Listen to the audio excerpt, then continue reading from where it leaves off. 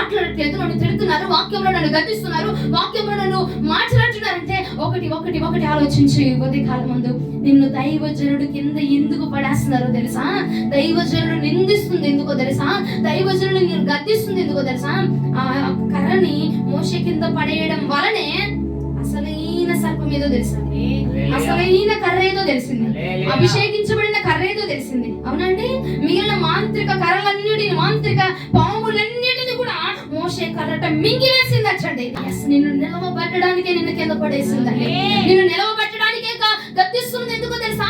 నిన్ను నిలవబెట్టడానికే, నిన్ను మాటలంటుంది ఎందుకో తెలుసా? నిన్ను నిలవబెట్టడానికే, నిన్ను వదిలిపెట్టింది ఎందుకో తెలుసా? నిన్ను అభిషేకించి పైకి లేవనెత్తడానికే. దేవుడికి స్తోత్రము కలుగును గాక.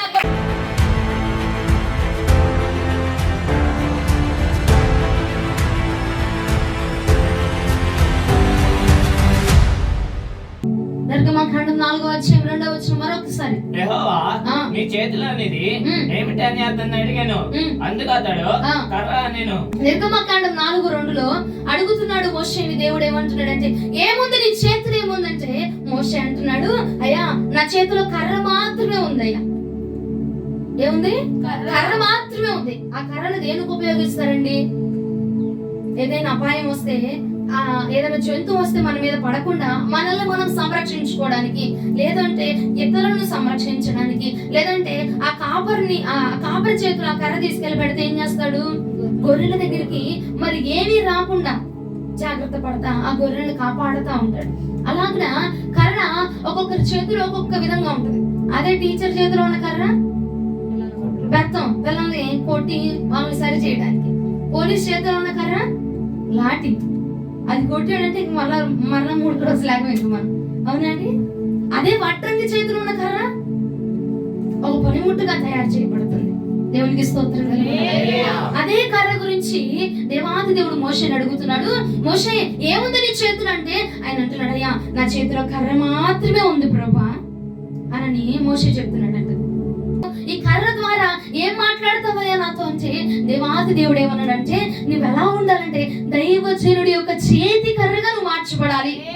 హల్లెలూయా. ఏముందయ్యా? దైవజనుడి యొక్క చేతి కర్రగా నేను మార్చబడితే ఉపయోగం ఏంటి? అప్పుడు దాకా అది నార్మల్ గా ఒక కర్రే, చేతి సహాయం కోసము, మోషే పట్టుకొని నడవడానికి కోసము ఉపయోగించినటువంటి కర్ర. నడుస్తూ ఉండగా ఓపిక అయిపోయినప్పుడు, సత్తు అయిపోయినప్పుడు, బలం అయిపోయినప్పుడు దానిని ఒక బలముగా, దానిని ఒక అండగా తీసుకొని దాన్ని పట్టుకొని నడుస్తున్నటువంటి నార్మల్ గా ఉపయోగం లేని వ్యర్థమైన ఒక కర్ర మాత్రమే అది.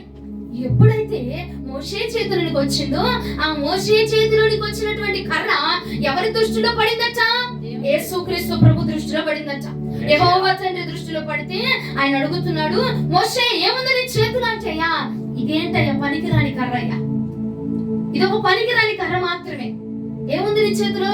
ఒక పనికిరాని కర్రే. అవునా, సరే అయితే దాన్ని పైకెత్తు, ఆ పనికిరాని కర్రని పైకెత్తు. ఆ కర్రని నేను అభిషేకించబోతున్నాను, ఆ కర్రని నువ్వు పైకెత్తు. నీ చేతిలో ఉన్న కర్ర కూడా అభిషేకించబడుతుంది, నీ చేతిలో ఉన్న కర్ర కూడా వాడబడుతుంది. నీవే కాదు, నీవు నీ జీవిత కాలపు వ్యవధి మొత్తంలో నువ్వు ఎంత విరివిగా వాడబడుతున్నావో, నీ చేతిలో ఉన్న కర్ర కూడా అంతే విరివిగా వాడబడబోతుంది అని చెప్పాడు. దేవుడికి స్తోత్రం కలుగును గాక. ఎక్కడికి వెళితే మోషే గారు అక్కడ దేవుడు అన్నాడు, నీ కర్రను తీసి నేల మీద కొట్టు, నీ కర్రను తీసి సముద్రం మీద కొట్టు, నీ కర్రను పైకెత్తు, ఇదిగో నీ కర్రను కింద పడి. దీని ద్వారా మహాకార్యములు కింద కొట్టగానే భూమి నుంచి పేలు పైకి వచ్చేసినాయి అంట.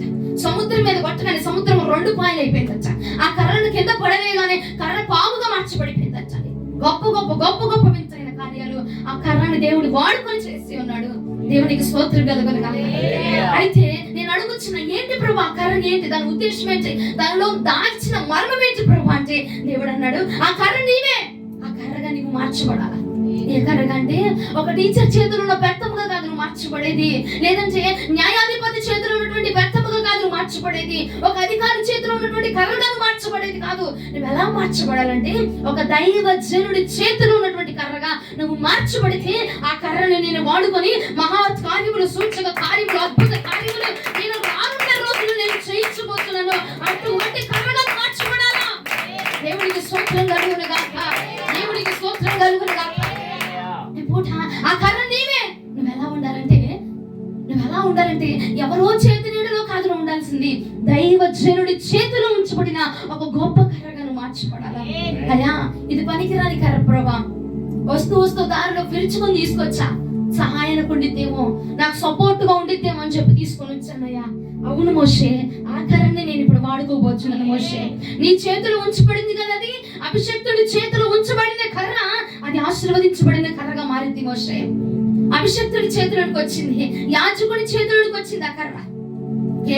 ఏమిటి అభిషేకించబడిన వాడి చేతిలో పడింది ఆ కర్ర, నడిపించేటువంటి వాడి చేతిలో పడింది ఆ కర్ర. మామూలు చేతిలో పడలేదు, మామూలు వాడి చేతిలో పడలే. ఒక వడ్రంగి చేతిలో పడితే నిన్ను ఒక అద్భుతమైన మనిషిగా మారుస్తాడేమో, కానీ నువ్వు పడింది అభిషక్తుని యొక్క చేతిలో పడ్డావు. అభిషక్తుని యొక్క చేతిలో నువ్వు పడితే ఏం జరిగిందయ్యా? అప్పుడు దాకా అది మామూలు కర్ర మాత్రమే.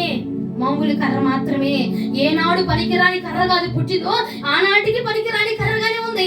ఎప్పుడైతే అభిషేకించబడిన వారి చేతులు పడిందో మరి ఏం జరిగిందంటే, ఒకసారి చూడు, నిర్గమకాండం 4వ అధ్యాయము 17వ వచనం ఒకసారి ధ్యానం చేద్దాం. నిర్గమకాండము 4వ అధ్యాయము 17వ వచనము. ఈ కర్రను చేత పట్టుకొని దానితో ఆ సూచక్రియలు చేయవాలని చెప్పాను. దేవునికి స్తోత్రం కలుగునుగాక. నువ్వు ఆ చేత్తో నీ కర్రను పట్టుకో చాలు, నీ చేత కర్రను పట్టుకో. ఆ కర్రే సూచక క్రియలు చేయబోతుంది, ఆ కర్రే మహత్కార్యాలు చేయబోతుంది, ఆ కర్రే అద్భుత కార్యాలు చేయబోతుంది. ఎందుకంటే అది నీ చేతిలో పడింది కాబట్టి మోషే, అభిషేకించబడిన వాడి చేతిలో ఉన్నావు కాబట్టి నువ్వు సూచక క్రియలు చేసే కర్రగా మారబోతుంది. అది దేవునికి స్తోత్రం కలుగునుగాక. హల్లెలూయా, హల్లెలూయా, హల్లెలూయా. అదే కాలం ముందు నువ్వు ఉండాల్సింది మనుషుని చేతిలో కాదండి, నువ్వు ఉండాల్సింది చీకటి శక్తుల చేతుల్లో కాదు, నువ్వు ఉండాల్సింది బంధువుల చేతుల్లో కాదు, నువ్వు ఉండాల్సింది ఎవరో నేడ కింద కాదు, కానీ నువ్వు ఉండాల్సింది ఒక దైవజనుడి చేతులను ఉంచబడాలా, అభిషేకించబడిన వాడి చేతులను ఉంచబడాలా, అభిషేకించబడిన వారి వద్ద నీవు ఉంచబడాలా. అప్పుడే ఆ కర్ర విలువ మారిపోయింది అంటండి, అప్పుడే ఆ కర్ర రేటు మారిపోయింది.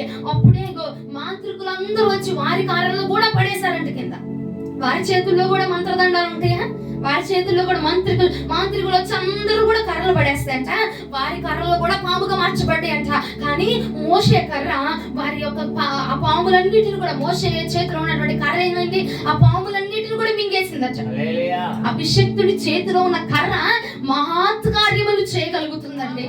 అదే నీవు ఆ కర్రగా దేవుడు నిన్ను మలుచుకున్నాడు.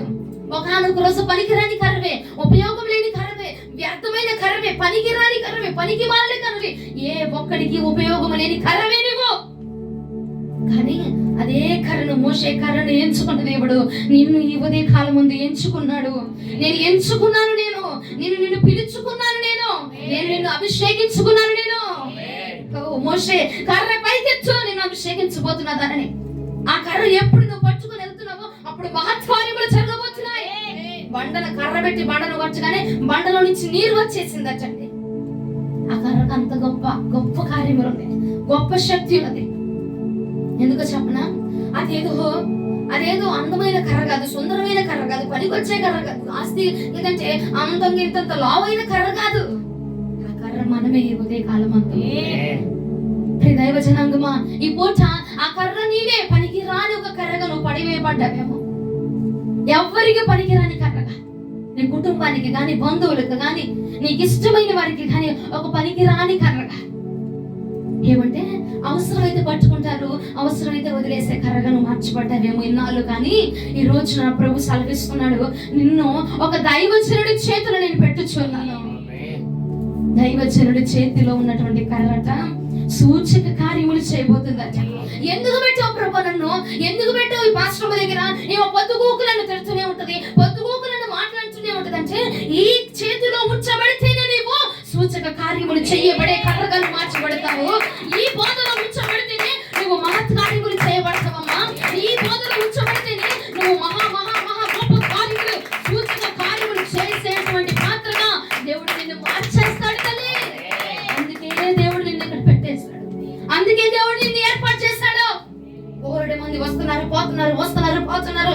కానీ ఒక కర్రట, ఏర్పాటు చేయబడిన కర్ర, దైవజనుడి చేతిలో పడ్డ కర్రట ఎన్నటికి తొలగిపోదండి. అది ఎన్నటికి కూడా మహత్కార్యములు, మోషే జీవించినంత కాలము వరకు కూడా ఆ కర్ర మహత్కార్యములు చేస్తూనే ఉన్నదట.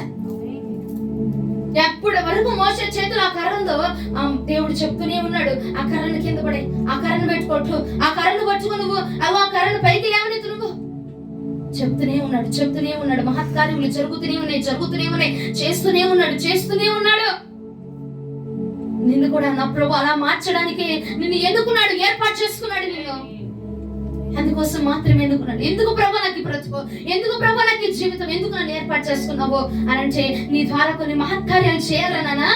కొంతమంది కఠిన హృదయములు మార్చబడాలని వల్ల ఫరో హృదయం అట ఆ కర్రను వాడుకొని మహత్కార్యములు సూచక కార్యములు చేస్తుంటే ఫరో హృదయం అట కఠినమైపోయింది.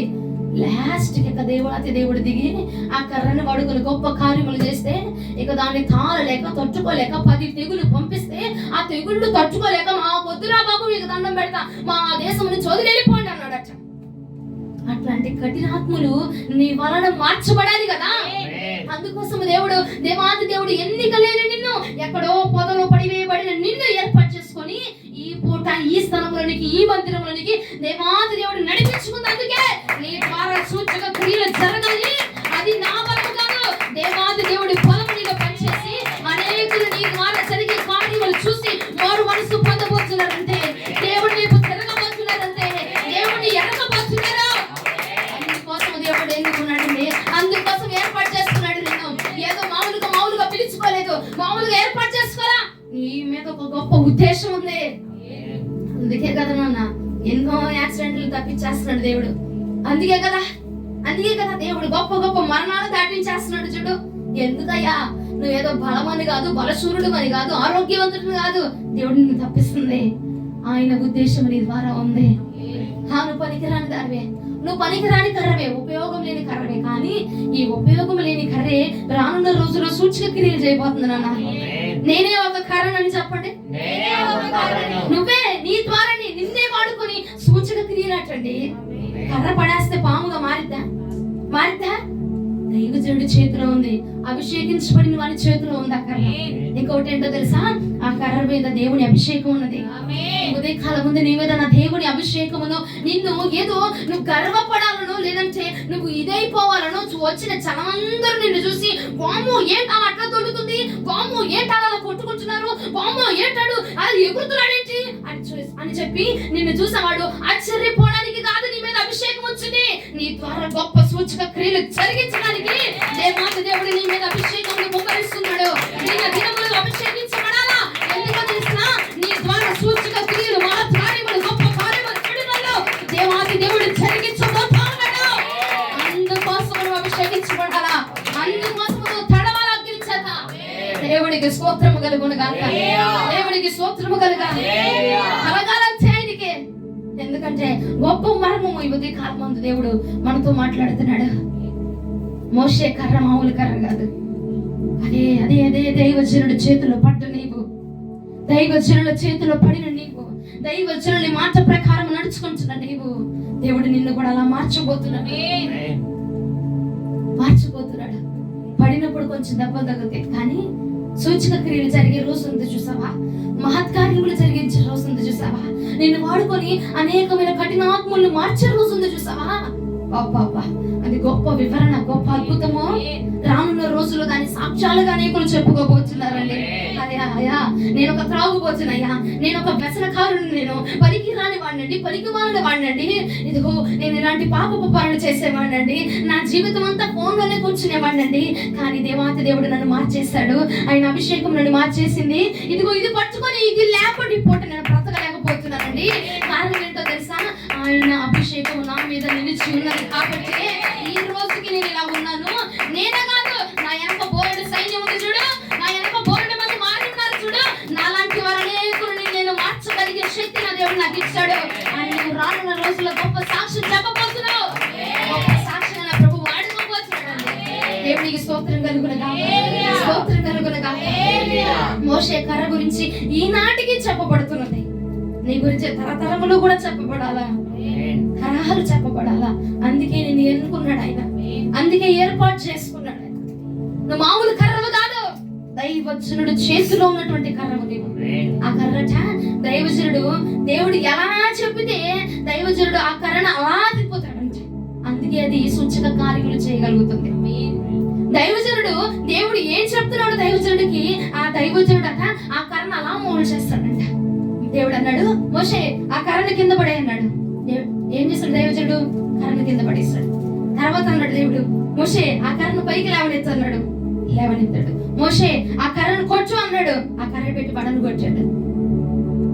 దేవుడు ఎలా చెప్పితే దైవజనుడు ఆ కర్రను అలా తిప్పుతున్నాడు కాబట్టి ఆ కర్ర మహత్కార్యములు చేయగలుగుతున్నది. ప్రియ దైవ జనాంగమా, ఈ పూట నీకు దైవజనుడి యొక్క చేతిలో నీవు ఉంటే ఆ దైవజనుడి చేతిలో దేవాది దేవుని యొక్క బలము దాగి ఉంది కనుక దేవుడు చెప్పినట్టుగా నిన్ను మలుస్తున్నాడు, దేవుడు చెప్పినట్టుగా నిన్ను తిప్పుతున్నాడు, దేవుడు చెప్పినట్టుగా నిన్ను అమరుస్తున్నాడు, దేవుడు చెప్పినట్టుగా నిన్ను తయారు చేస్తున్నాడు. కాబట్టి నువ్వు అభిషేకించబడుతున్నావు, కాబట్టి మహత్కార్యములు చేయగలుగుతున్నావు. అయ్యా ఏం చేయగలదయ్యా ఈ కర్ర అంటే, ఈ కర్ర అండి ఎర్ర సముద్రమును 2 పాయలుగా చేర్చగలదండి. మరి ఏం చేయగలదండి ఈ కర్ర? ఈ కర్ర అండి భూమి మీద పడవేస్తే ఈ కర్ర సర్పముగా మారి అనేకులు దురాత్మల నుంచి ఫరో లాంటి సైన్యము ముందర ఒక ఆయుధముగా నాకు నిలబడగలుగుతున్నదండి. దేవునికి స్తోత్రం కలుగునుగాక. దైవజనుడి చేతిలో నువ్వు ఎలా ఉండాలంటే దైవజనుడికి ఒక సంరక్షణలో ఉంచబడాలి. హల్లెలూయా. అభిషేకించబడుతున్నప్పుడే కాదు, నిన్ను పొగిడినప్పుడే కాదు, నిన్ను గర్వపరిచినప్పుడే కాదు, నిన్ను పైకి లేవనెత్తినప్పుడే కాదు, దైవజనుడికి ఆపద వచ్చినప్పుడు, శోధనలో ఉంచబడినప్పుడు, వారు పూరిక వచ్చినప్పుడు నువ్వు ఎలా ఉండాలంటే దైవజనుడి చేతిని పైకి లేవనెత్తే కర్రగా ఉండాలా, దైవజనుడిని సంరక్షించే కర్రగా ఉండాలా, దైవజనుడికి సంరక్షణ రక్షణ కవచముగా నువ్వు ఉంచబడాలా. హల్లెలూయా. చేతి నీడలో ఉంచబడాలట. దైవజనుడి చేతిలో ఉంచబడు చాలు నువ్వు అంటే ఫలించబడబోతున్నావు. హల్లెలూయా. ఫరోలను ఎదిరించి ఆయుధముగా కూడా చేయబోతున్నాడు నిన్ను. హల్లెలూయా. హల్లెలూయా. హల్లెలూయా. ఎంతమంది శత్రు సైన్యములు వస్తున్నారో ఆ శత్రు సైన్యాన్ని పనికిరాని ఈ కర్ర ఎదిరించబోతుందండి. పనికిరాని ఈ కర్ర నిలబడి మాట్లాడబోతుందండి. అధికారులు వచ్చి నిలబడితే అయ్యగారి దగ్గర, అమ్మగారి దగ్గర, అధికారులు వచ్చి నిలబడితే దైవజనుల వద్ద ఆ అధికారులతో ఈ కర్ర వెళ్ళి మాట్లాడబోతుందండి. దేవునికి స్తోత్రం కలుగును గాక. ఎక్కడి నుంచి వచ్చిందండి అభిషేకం అంటే ఆ దేవాది దేవుడు ఈ దైవజనుడి ద్వారా వాడుకొని ఆ కర్రను అలా మార్చగలుగుతున్నాడండి. దేవునికి స్తోత్రం కలుగును గాక. Hallelujah. Praise the Lord. Hallelujah. ఒకసారి చూడు నిర్గమకాండము 7వ అధ్యాయము 9వ వచనము. అర్థమవుతున్న వారు హల్లెలూయా చెప్తారా? నిర్గమకాండము 7వ అధ్యాయము 9వ వచనము. మరియు యెహోవా మోషే అహరోనుతో ఇట్లా నేను ఫరో మీ శక్తి చూపుటకై ఒక మహత్కార్యం కనపరచుడని మీతో చెప్పినప్పుడు నీవు అహరోనును చూచి నీ కర్రను పట్టుకొని ఫరో ఎదుట దాన్ని పడవేయమనెను, అది సర్పమగును. కాబట్టి మోషే అహరోనులు ఫరో యొద్దకు వెళ్లి యెహోవా తమకు ఆజ్ఞాపించినట్లు చేసిరి. దేవునికి స్తోత్రం కలుగును గాక. హల్లెలూయా. హల్లెలూయా. దేవుడు చెప్పింది చేశాడా, చెప్పంది చేశాడన్నా? దేవుడు చెప్పాడు నువ్వు వెళ్ళు ఆ కర్రను పడే అన్నాడు అంతే. దైవజనుడు చేతిలో ఉంచబడ్డందుకు అలా మాటలు వినాలా? వాళ్ళు చెప్పింది నేను చేయాలంటే హలో నువ్వు ఉన్నది ఎక్కడ అనుకుంటున్నావు? దైవజనుడు చేతిలో కాదు, దేవుని యొక్క చేతి నీడలో దైవజనుడు ఉన్నాడు. ఆ దైవజనుడి యొక్క చేతిలో నీవు ఉంచబడ్డావు. దేవునికి స్తోత్రం కలుగును గాక. హల్లెలూయా. దైవజనుడు తక్కువ అంచనేయబాక, దైవజనుడు తక్కువగా తీసుకోబాక. నీవు ఉంచబడింది దైవజనుడు చేతులు అయితే అది ఎట్లాంటి కార్యమైన చేయగలిగినట్టుగా నేను మార్చేస్తానంటే ఎలా వచ్చిందని నీకు శక్తి? దైవజనుడు నా శిరస్సు మీద చేతులు వేసి కొన్ని నెలలకు అభిషేకించాడు కాబట్టి ఈ అభిషేకం దిగి వచ్చిందండి. ఎక్కడి నుంచి వచ్చిందండి? దైవజనుడి యొక్క ప్రార్థనను బట్టి మాత్రమే వచ్చిందండి. దైవజనుడి ప్రార్థన మమ్మల్ని ఇలా నిలబెట్టింది. వారు చేస్తున్న ప్రార్థన మమ్మల్ని ఇలా నడిపిస్తున్నది. దేవునికి స్తోత్రం కలుగును గాక. హల్లెలూయా. ఆ కర్రట ఎలా అయిపోయింది? ఫరో అంటే రాజుని ఎదిరించే పాముగా అయిపోయిందండి. రాజుని ఎదిరించేటువంటి ఆయుధముగా మార్చబడిపోయిందంట. రాజుని ఖండించే ఆయుధముగా మార్చబడిపోయిందంట. హల్లెలూయా, హల్లెలూయా. ఆ బలం ఇచ్చేది దేవాది దేవుడు. నువ్వు దైవజనుడు చేతిలో ఉన్నప్పుడు, దైవజనుడు తిప్పినట్టుగా నువ్వు తిరుగుతుంటే, దైవజనుడు చెప్పినట్టుగా నువ్వు మరల్చబడుతుంటే, దైవజనుడు తిప్పుతున్నప్పుడు కొంచెం నీకు హార్డ్ గా ఉండొచ్చు, దైవజనుడు నిన్ను మళ్ళిస్తున్నప్పుడు కొంచెం నీకు బాధ కలగచ్చు, దైవజనుడు నిన్ను కింద పడవేస్తున్నప్పుడు నీకు కొంచెం బాధ కలగచ్చు, దైవజనుడు నేను పైకి లేవనెత్తుతున్నప్పుడు నీకు సంతోషం కలగచ్చు. కానీ నేను ఒకటి చెప్తున్నాను, ఈ ఉదయకాలం ముందు విను. నిన్ను దైవజనుడు కింద పడవేసినా నువ్వు బాధపడదు, దైవజనుడు నిన్ను పైకి లేవనెత్తినా నువ్వు బాధపడచ్చు. ఎందుకంటే కింద పడేసింది. ఎందుకంటే ఇదిగో కొంతమంది పరో రాజులను చూసి వాళ్ళని బెదిరించడానికి నిన్ను కింద పడేశాడు అంతే తప్ప ఇక మరొకటి లేదండి. మరలా పైకి లేవనెత్తాడని సంతోషించబాక, మరలా కింద పడేశాడని నువ్వు బాధపడబాక. ఎప్పుడైనా ఒకే విధంగా ఉండు. నువ్వు ఉన్నది ఎందుకంటే దైవజనుడి చేతిలో ఉంచబడ్డావు కాబట్టి నువ్వు బాధపడాల్సిన అవసరం లేదు. నా దైవజనుడు నన్ను కింద పడేస్తున్నాడయ్యా, నా దైవజనుడు నాతో మాట్లాడాడయ్యా, నాతో ఉప్పొంగిపోవచ్చు, నాకు అవసరం. నిన్ను దైవజనుడు కింద పడేసింది దేవుడి ప్రణాళిక చొప్పునే, నిన్ను దైవజనుడు పైకి లేపింది దేవుడి ప్రణాళిక చొప్పునే. హల్లెలూయా. ఎందుకు పడేశాడో తెలుసా? అసలైన సర్పం ఏంటో తెలియాలి కదా, పనికి వచ్చే కర్ర ఏంటో తెలియాలి కదా, పనికి రాని పనికి మాలిన కర్రలు ఏంటో తెలియాలి కదా. అందుకోసమే కింద పడేస్తున్నాడు దైవజనుడు, అందుకోసమే నిందిస్తున్నాడు దైవజనుడు, అందుకోసమే వదిలేస్తున్నాడు నిన్ను దైవజనుడు. అంతేగాని నన్ను దైవజనుడు కింద పడేశారు, నాతో మాట్లాడట్లేదు, నన్ను తిడుతున్నారు, వాక్యంలో నన్ను గద్దిస్తున్నారు, వాక్యంలో నన్ను మాట్లాడుతున్నారంటే ఒకటి ఆలోచించి ఉదయకాలం ముందు నిన్ను దైవజనుడు కింద ఎందుకు పడేస్తున్నారో తెలుసా? దైవజనుడు నిందిస్తుంది ఎందుకో తెలుసా? దైవజనుడు నిన్ను గద్దిస్తుంది ఎందుకో తెలుసా? ఆ కర్రని మోషే కింద పడేయడం వలనే అసలైన సర్పం ఏదో తెలిసింది, అసలైన కర్ర ఏదో తెలిసింది, అభిషేకించబడిన కర్ర ఏదో తెలిసింది. అవునండి, మిగిలిన మాంత్రిక కర్రలన్నిటిని, మాంత్రిక పాములన్నిటిని కూడా మోషే కర్రట మింగివేసిందటండి. దేవునికి స్తోత్రం కలుగునుగాక. హల్లెలూయా. నిన్ను నిలవబెట్టడానికే నిన్ను కింద పడేసిందండి. నిన్ను నిలవబెట్టడానికే గద్దిస్తుంది ఎందుకో తెలుసా? నిన్ను నిలవబెట్టడానికే, నిన్ను మాట్లాడుతుంది ఎందుకో తెలుసా? నిన్ను నిలవబెట్టడానికే, నిన్ను వదిలిపెట్టింది ఎందుకో తెలుసా? నిన్ను అభిషేకించి పైకి లేవనెత్తడానికే. దేవునికి స్తోత్రము కలుగునుగాక. చప్పట్లు దేవాది దేవునికి. హల్లెలూయా, హల్లెలూయా, హల్లెలూయా, హల్లెలూయా. దేవునికి స్తోత్రము కలుగునుగాక. ఇది మత కర్ర, తుమ్మ కర్ర, పనికొచ్చే కర్ర. తెలిసేది ఎప్పుడో తెలుసా? దాన్ని కింద పడేసినప్పుడే దాని తెలివేంటో తెలిసిపోతే, దాని బలం ఏంటో తెలిసిపోతండి. ఈ పూట నిన్ను కూడా దైవజనులు గద్దిస్తున్నారు, నువ్వు బాధపడబాక. ఇదిగో నేను దైవజనుడు చేతి నీడలో ఉన్నాను, వారు చెప్పింది నేను చేస్తున్నాను, అమ్మగారు చెప్పింది నేను చేస్తున్నాను, పాస్టర్ గారు చెప్పింది నేను చేస్తున్నాను, ఆయన నన్ను గద్దిస్తున్నారు, నన్ను మాట్లాడుతున్నారు. ఒకసారి నేను చెప్తున్నాను విను. నిన్ను ఎందుకు కింద పడేస్తున్నారు తెలుసా?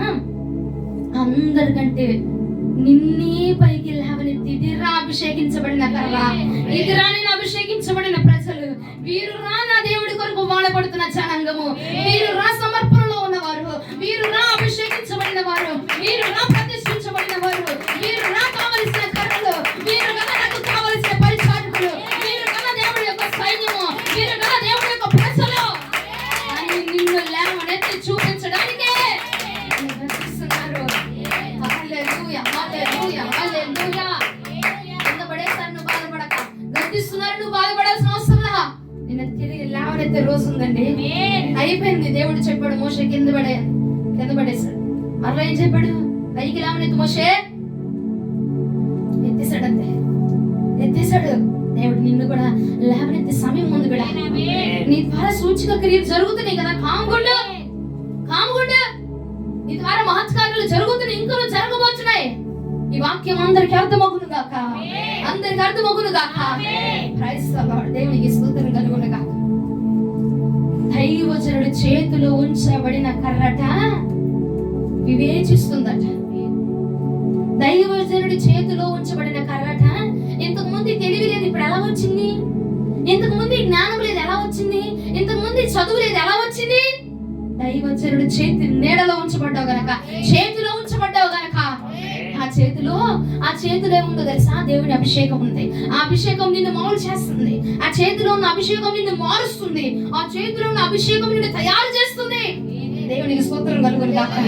తయారు చేస్తున్నప్పుడు కొంచెం బాధ కలిగిద్దేమో నీకు. తయారు చేసినప్పుడు మట్టినట్ట కుండగా తయారు చేయాలంటే దానికి కొన్ని వంకరలు తెప్పాల, దానికి కొంచెం బాధ కలగచ్చేమో, కానీ తయారు చేసాక అద్భుతంగా ఉంటుంది. తయారు చేసాక అద్భుతంగానే ఉంచబడిపోతుంది అంతే.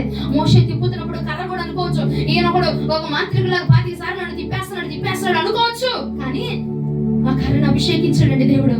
ఆ కర్రను వాడుకున్నాడండి దేవాది దేవుడు. నిన్ను కూడా దేవుడు వాడుకోవడానికి తయారు చేస్తున్నాడు. ఎందుకంటే చెక్కకపోతే శిల్పం తయారవ్వదంటండి. శిల్పి వెళ్ళి చెక్కాలి, దాన్ని కొట్టాలి, దాని రూపం సరైన రూపం వచ్చేదాకా కొడుతూనే ఉంటాడంట. శిల్పికి గాయాలు అవుతూ ఉంటాయంట, చేతులు వచ్చి రక్తం కారుతుందంట, అయినా వదలట్లేదు. ఎందుకు తెలుసా? ఇది ఒక శిల, దీన్ని తయారు చేయాలి, దీనికి ఒక అందమైన రూపం ఇవ్వాలా. ఇది ఒక పనికిరాని రాయి అండి. ఈ పనికిరాని రాయికి నేను ఒక అందాన్ని ఇవ్వాలా, ఒక రూపాన్ని ఇవ్వాలా, ఒక స్వరూపాన్ని ఇవ్వాలా. ఇది కొంతమందికి అబ్బా ఎంత గొప్ప అందంగా ఉందిరా బాబు, ఇన్ని రోజులు ఈ రాయిని కాళ్ళ కింద తీసుకొని తొక్కేసాను నేను, ఈ రాయితో నేను అద్భుతమైన శిల్పాన్ని చెక్కారా అని నేను చూసి కొంతమంది జనం ఆశ్చర్యపోవాలి కదా. హల్లెలూయా. అందుకే దేవుడు నిన్ను చెక్కుతున్నాడు, అందుకే దేవుడు నిన్ను కొడుతున్నాడండి. దేవునికి స్తోత్రం కలుగునగాక, దేవునికి స్తోత్రం కలుగునగాక. అందుకు మాత్రమే దేవుడు నిన్ను కొడుతున్నాడు. కాబట్టి దెబ్బ తగులుతుంది, అయ్యగారు నన్ను కొట్టేస్తున్నారు, శిల్పి నన్ను కొట్టేస్తున్నాడు, నన్ను చెక్కేస్తున్నాడు, నాకు గాయాలైపోతున్నాయి. గాయపరచబడితేనే నువ్వు అందంగా మార్చబడతావు. అర్థమవుతున్న వారు హల్లెలూయా చెప్తారా? దేవునికి స్తోత్రం కలుగునగాక. దైవజనుడి చేతిలో ఉన్న కర్రట గొప్ప కార్యం చేస్తుంది. నీవే ఆ కర్రవి. నిన్నెందుకు దైవజనుడి చేతిలో పెట్టాడంటే, నువ్వు ఇన్ని రోజులు నీ ప్రజల దగ్గర కానీ, నీ బంధువుల దగ్గర కానీ, నీ ఇంట్లోనే కానీ, నీ వాళ్ళ దగ్గర కానీ ఒక పనికి రాని కర్ర బాబు ఇది. ఇది ఎందుకు రా బాబు పనికి రాంది? తింటది కూర్చుంటుంది, లెగుతుంది కూర్చుంటుంది, తింటది వెళ్తుంది వస్తాడు, తింటాడు పోతాడు, వెళ్తాడు పడుకుంటాడు. ఇది పని పాట, తిండం పడుకోవడం లేకడం, తిండం పడుకోవడం లేకడం, తిండం పడుకోవడం లేకడం, ఇదే పని అని చెప్పి నిన్ను అనుకుంటున్నారేమో. ఆ పనికి రాని కర్రనే ఈ రోజు దైవజనుడి చేతిలో పెట్టాడట.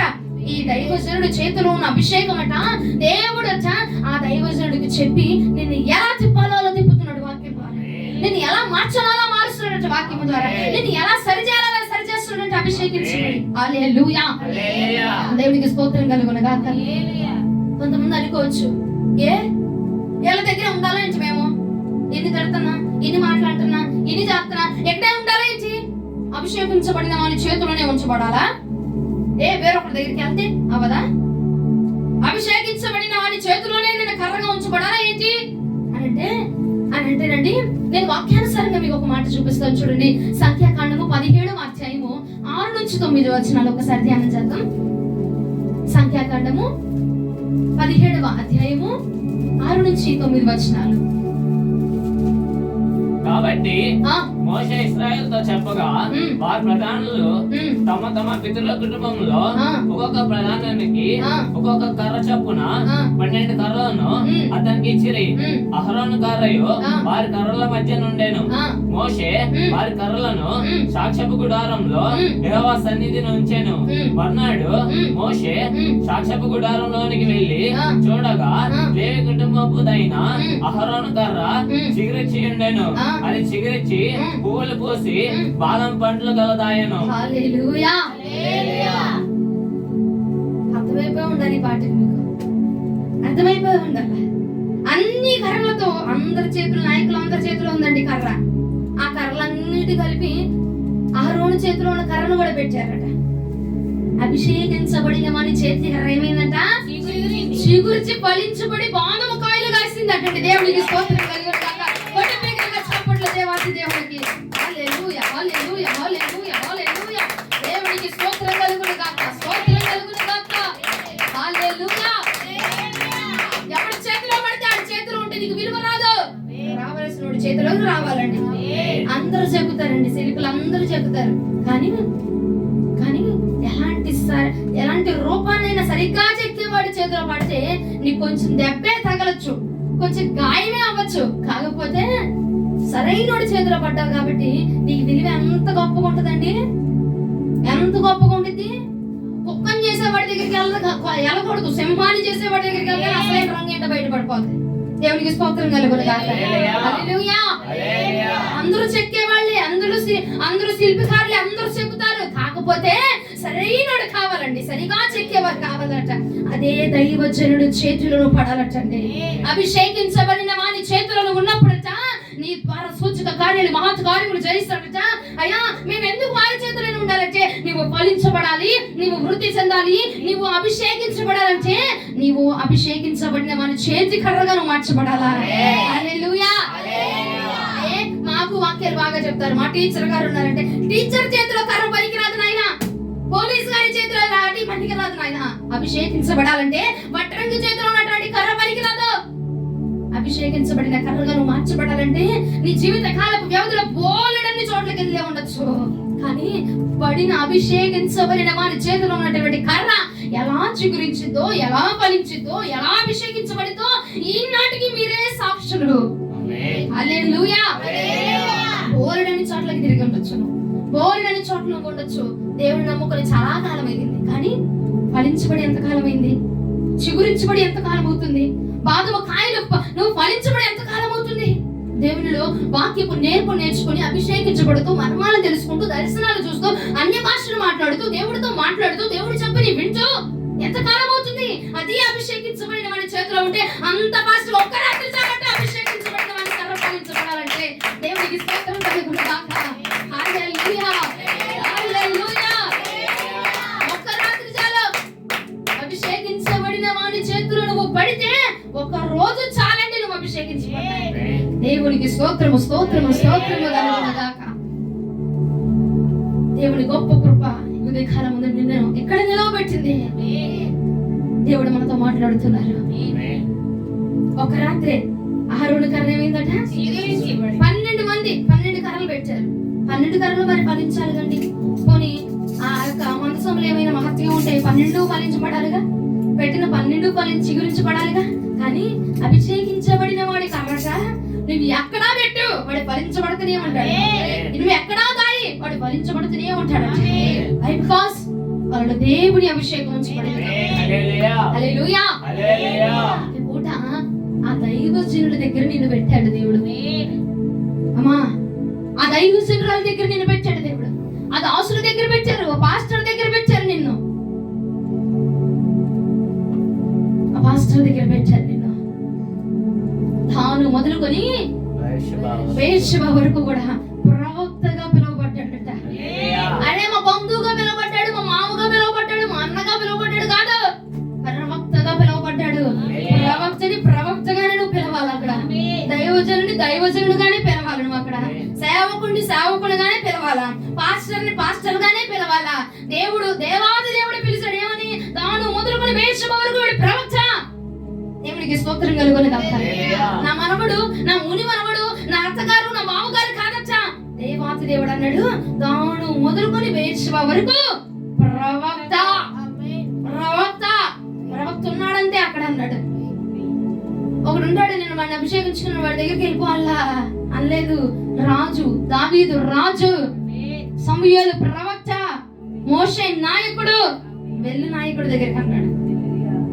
దైవజనుడిగానే పిలవాలి. అర్థమవుతుందండి? దేవునికి స్తోత్రం కలుగును, దేవునికి స్తోత్రం కలుగును. సమూయేలుని వీడు నా పినతండ్రి కొడుకు అని పిలవాలా? ఏమన్నాడు? ప్రవక్త అని పిలిచాడు. మనం ఏమని పిలవాలి? ప్రవక్తనే పిలవాలా, దైవజనులనే పిలవాలా. ఎందుకంటే వాక్యం సెలవిస్తుంది. ఎందుకంటే ప్రవక్తను పోషించిన వాడు, ప్రవక్తని కనపరిచిన వాడట ప్రవక్త ఫలము పొందుకుంటాడంట. దైవజనుడికి నువ్వు పోషిస్తే దైవజనుడి ప్రతిఫలం నువ్వు పొందుకుంటావంట. దేవునికి స్తోత్రం కలుగును గాక. మీరందరూ ఆ ప్రతిఫలంలో పొందుకోవాలి. ఆ ప్రతిఫలం మీ అందరికి అనుగ్రహించబడు గాక. దేవునికి స్తోత్రం కలుగును గాక. ఎందుకంటే నేను అభిషేకించబడిన వాడి చేతిలోనే ఉంచబడాలి అంటే నువ్వు ఫలించబడాలా, నువ్వు వృద్ధి చెందాలా, అన్ని భాషలు పొందుకోవాలా, నానా రకాలైన భాషలు పొందుకోవాలి కదా, వాక్యానుసారంగా నువ్వు బ్రతకాలి కదా, మర్మాలు పొందుకోవాలి కదా. ఇంకేంటి వరములతో ఫలములతో నువ్వు ఫలించబడాలి కదా నాన్న. అలా ఉండాలంటే అభిషేకించబడిన వారి చేతిలో మనం ఉంచబడాలి. దేవునికి స్తోత్రం కలుగును గాక. ఇది దైవజనులు గొప్ప కాదండి. ఇంకోటి ఎంత చెప్పేస్తున్నారని దైవజనులు గొప్ప అంటులా, దైవజనుడిని ఏర్పాటు చేసుకొని ఉన్న దేవుని గొప్పది. హల్లెలూయా. అంతే కదండి? దైవజనులు గొప్ప కాదు, దైవజనుడిని ఏర్పాటు చేసుకుని దేవుడు చెప్పాడు ఆ కర్రను పట్టుకో, ఆ కర్రను వదిలే, ఆ కర్రను తిప్పు, ఆ కర్రను అక్కడ పెట్టు. ఎవరు చెప్పారు? మోషేకి రాలా ఆలోచన, దైవజనుడికి రాలా ఈ కర్రను వాడుకుందాం, ఈ కర్రను పట్టుకుందాం, ఈ కర్రతో మహత్కార్యాలు చేద్దాం అని దైవజనుడికి రాలా ఆలోచన. దేవాది దేవుడికి వచ్చింది. దేవుడు వాడుకుంటున్నాడు నేను అంతే. దైవజనుడి దగ్గర పెట్టి దేవుడు వాడుకుంటున్నాడు. దేవునికి స్తోత్రం కలుగును గాక. హల్లెలూయా. టీచర్ చేతిలో ఉంటే బెత్తం, మళ్ళా చెప్తారు వినండి. పోలీస్ చేతిలో ఉంటే లాఠీ. వడ్రంగి ఏం చేస్తాడండి? ఏం చేస్తాడు? ఒక కర్ర ఎత్తా, నువ్వు ఏం చేస్తాడు? బొమ్మ చేస్తాడు, బొమ్మ ఏదైనా పనిముట్టు, అవునా అండి? అది ఉపయోగపడేదాకా చేస్తాడు. అదే అభిషేకించబడిన మన చేతులు నువ్వు పడితే గనక ఆ కర్ర పనికిరాని కర్ర అయినా సరే దాన్ని ఫలముల చేత అభిషేకించబడిన దానిగా మార్చి ఈ అభిషేకించబడిన కర్ర ఇంకా అనేకులను అభిషేకించబోతుంది. హల్లెలూయా. ఈ కర్ర ఇది పనికిరాని కర్ర, ఇది పనికిరాని కర్ర కొన్ని సంవత్సరాల క్రితము, ఇది ఉపయోగం లేని కర్ర కొన్ని సంవత్సరాల క్రితము, ఇది వ్యర్థమైన కర్ర కొన్ని సంవత్సరాల క్రితము. రూపము గాని, రంగు గాని, సొగసు గాని, అందము గాని ఏదీ లేదు ఈ కర్ర. ఇది దేనికి ఉపయోగం లేని ఈ కర్రని దేవాది దేవుడు అభిషేకించి ఈనాడు అనేకమైన అభిషేకించబడిన కర్రలను తయారు చేయడానికి దేవాది దేవుడు నిలబెట్టుకున్నాడు. అదే అభిషేకం నీ మీద కుమ్మరిస్తున్నాడు. ఈ రోజు నీవు పొందుకున్నట్ట నీవు అనేకమైన కర్రలను సిద్ధం చేయాలి. అనేకమైన వారిని అభిషేకించాలి దేవుడి కోసం, అనేకమైన వారిని తయారు చేయాలి దేవుడి కోసము. అందుకే దేవుడు ఏర్పాటు చేసుకున్నాడు. దైవజనుడి చేతిలో ఉంచబడిన కర్ర మహత్కార్యములు జరిగించబడుతుందట. నీవే ఆ కర్రవి. చెప్తావా? మరొకసారి చెప్తావా? ఇంకొకసారి చెప్తారా? నీవే ఆ కర్రవి. ఆ కర్రని అభిషేకించబడిన వాని చేతిలో తీసుకొస్తే దేవుడు ఎలా చేస్తాడంట? వెలగలిగిన కర్రగా, విలువ కలిగిన కర్రగా, అభిషేకించబడిన కర్రగా, సంరక్షించే కర్రగా మార్చేస్తాడంట. దేవునికి స్తోత్రం కలుగును గాక. ఎప్పుడండి? దైవజనుడి చేతిలో ఉంటే. అర్థమవుతుందా? దైవజనుడి చేతిలో ఉంటే ఆ కర్ర అభిషేకించబడిన కర్రగా మారింది. అయ్యా, నేను వాళ్ళ మాట వినాలా? వాళ్ళ చేతిలో ఉండాలా? వాళ్ళ చేతి నేలలో ఉండాలా? వాళ్ళ చెప్పు చేతిలో ఉండాలా? వాళ్ళు చెప్పింది చేయాలా? అంటే దైవజనుడికి తెలుసు దేవుడి మార్గం. దైవజనుడికి దేవుడు బోధిస్తున్నారు. అర్థమవుతుంది మరి? హల్లెలూయా చెప్తారా? దేవుడు దైవజనులకి ఈ బలిపీఠం వద్ద ఎవరు నిలబడి నీకు వాక్యం బోధిస్తున్నారో ఆ దైవజనులకి దేవుడు బయలుపరుస్తున్నారు, చెప్పుచున్నారు నీ గురించి. కాబట్టి నిన్ను అలా తిప్పుతున్నారు వాక్యం వైపు, నిన్ను అలా మారుస్తున్నారు వాక్యం వైపు. హల్లెలూయా. దైవజనుడి చేతి కర్రగానే నేను ఉండాలని ఎంతకాలం వాళ్ళు చెప్పు చేతుల్లో ఉండాలి అంటే నువ్వు తయారు చేయబడేంత వరకు, గొప్ప కార్యాలు చేసే టైం వచ్చే వరకు, మహత్ కార్యాలు చేసే టైం వచ్చే వరకు, ఆశ్చర్య కార్యాలు చేసే టైం వచ్చే వరకు దేవుడట దైవజనుడి చేతిలో ఉంచుతాడట. ఎప్పుడైతే నీ టైం వచ్చిందో అప్పుడు దైవజనుడి చేతిలో నుంచి నిన్ను బయటకు తీసుకొచ్చి ఈ కర్ర వాడబడే కర్రగా మార్చేస్తాడంట. హల్లెలూయా. హల్లెలూయా. నేను వినాలా? వాళ్ళు చెప్పిన మాట వినాలా అంటే వినాలండి. ఎందుకంట? సూచక క్రియలు చేయడానికి. ఇప్పుడు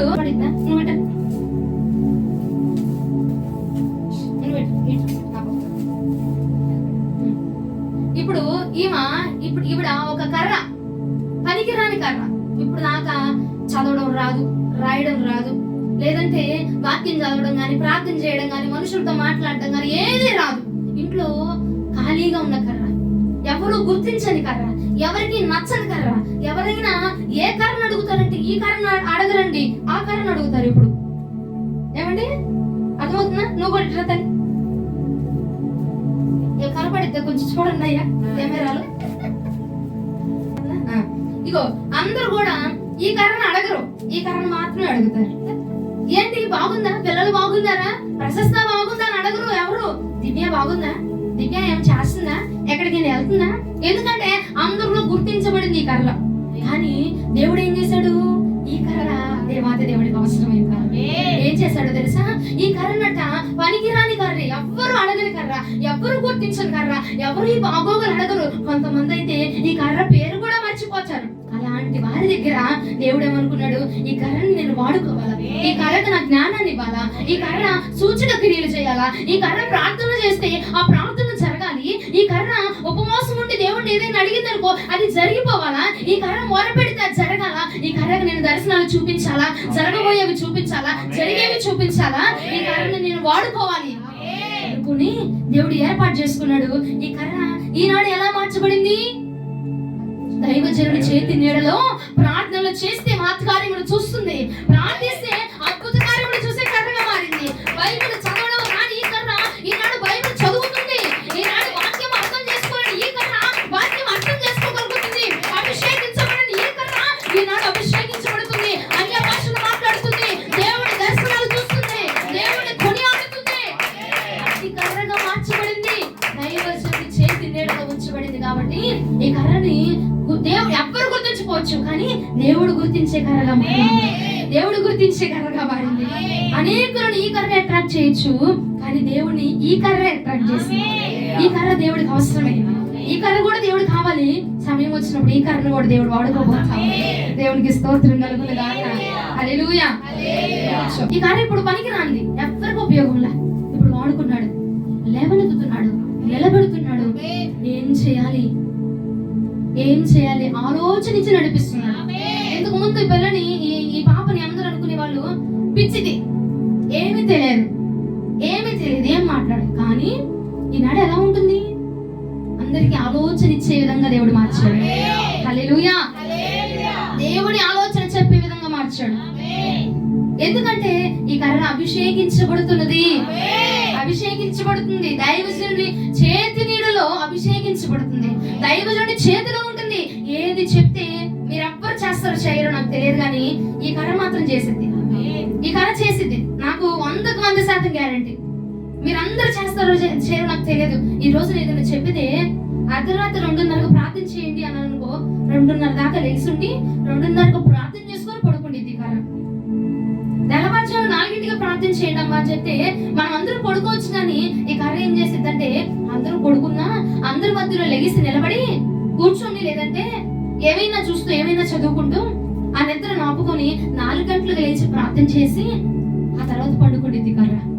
అందుకే ఈ కర్రను గుర్తించాడు దేవుడు, అందుకే ఈ కర్రను అభిషేకించాడు దేవుడు. హల్లెలూయా. ఈమె ఒక కర్ర ఇప్పుడు పనికి రాని కర్ర దాకా ఉందేమి ఇప్పుడు దాకా, కానీ దేవుడు ఇప్పుడు పనికి వచ్చే కర్రగా మార్చేశాడు. హల్లెలూయా. దేవునికి స్తోత్రం కలుగును గాక. దేవునికి స్తోత్రం కలుగును గాక. హల్లెలూయా. నీవే ఒక కర్రవి, ఇప్పుడు నీవే ఒక కర్రవి. నీ ద్వారా సూచక క్రియలు జరగద్దా, మహత్కార్యాలు జరగద్దా, ప్రవచనాలు చెప్పద్దా, దర్శనాలు చూడద్దా, అనేకులను మార్చద్దా. ఎందుకంటే చక్కగా దేవుడిలో కృపలో ఉండిపోయావు. ఎంతమంది నీ స్నేహితులు తాగుబోతులే తిరుగుతున్నారు, వ్యభిచారం చేస్తా తిరుగుతున్నారు, బూతులు మాట్లాడుతా తిరుగుతున్నారు. నిజమైన స్నేహితుడంట విడువక ప్రేమిస్తాడంట. బాధలో అయినా కష్టంలో అయినా అయ్యా నేను బాగున్నాను కదా అని వాడిని వదిలిపెట్టాడంట. నిజమైన స్నేహితుడు ఏం చేస్తాడు, నేను బాగున్నాను వాడు కూడా బాగుపడాలా. అవునా అండి? అవునా? నీ ముందు నువ్వు వెళ్తున్నావు, ఒక గుంట ఉంది కదా నీకు తెలుసు, నువ్వు వెనక్కుంటూ పోయి నీ ఫ్రెండ్ని పంపించేస్తావా? అరే అక్కడ గుంట ఉంది నువ్వు కూడా వెళ్ళబాకని చెప్తావా చెప్పమా అండి?